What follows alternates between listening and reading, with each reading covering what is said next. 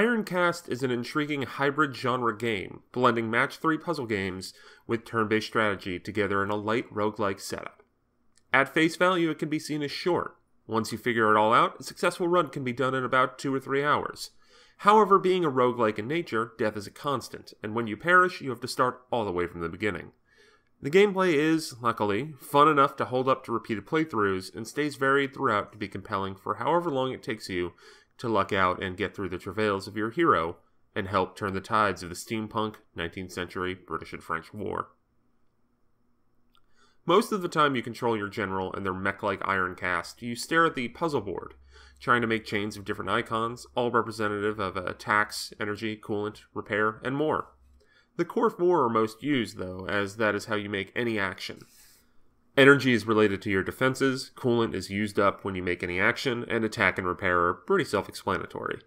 Other icons appear a little less often, including scrap, which is used for upgrades, and overdrive, which is used to boost your attack. All of these matches and actions combine with different abilities, both active and passive. Some passive ones increase defense or increase the appearance of certain blocks. Active abilities need time to recharge after use, and those can gin up some shields for free or change a block type into another. Some abilities are baked into your general and Ironcast, but the rest appear randomly as you level up. It helps to keep each playthrough unique, as it's wise to let your abilities dictate your Ironcast's focus and design. But sometimes you'll get bad luck with your abilities, and, especially as you get deeper, some runs will meet as slow and laborious death before you ever really had a chance. The mechanics are mostly obtuse at the outset. Even after the hand-holding tutorial, it didn't all click for me right away. Ironcast started to gel together only after my first few failures, mostly because the ins and outs are so complex. The main thrust are procedurally generated missions, which are used to strengthen your weaponry and abilities so the final boss of the area is less difficult and you have more firepower to take him down. The missions vary between 4 different types. Battle requires you to defeat a foe within a turn limit. Survival requires you to last for a certain amount of turns. Collection requires you to collect crates during the battle. And trade leads to a non-interesting choose-your-own-adventure negotiation that features just nothing that the game excels at. The 3 action-oriented mission types each prioritize different gameplay elements, as battle relies on offense, survival on defense, and collection on good match 3 puzzle skills. The variety is nice, but unfortunately the trade missions highlight my least favorite part. The story of Ironcast is often thrown in your face through a lot of dialogue.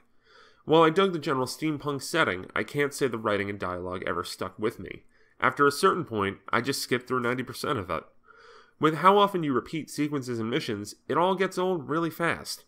I don't care about this world and its war, I just want to match colored gems so I can blow up the other guy as efficiently as possible.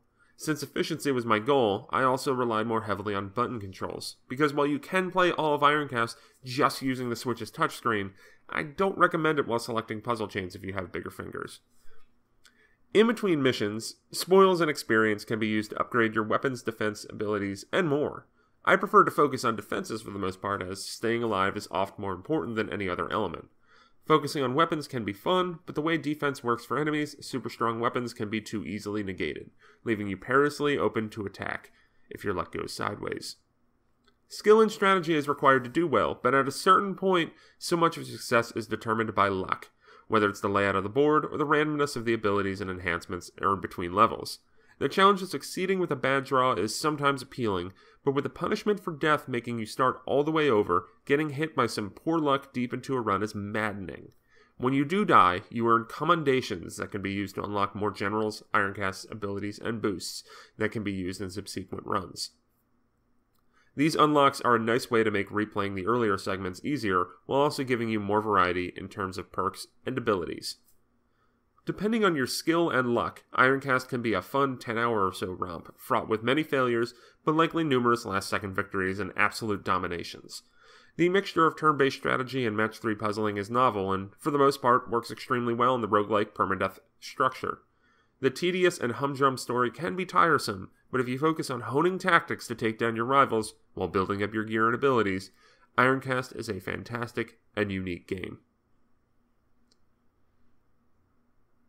Thank you for watching, and be sure to check out NintendoReport.com for more coverage of Switch games and 3DS games and game reviews, and also hop on over to our Patreon at www.patreon.com/NWR so you can help support this lovely website. Thank you very much. Bye.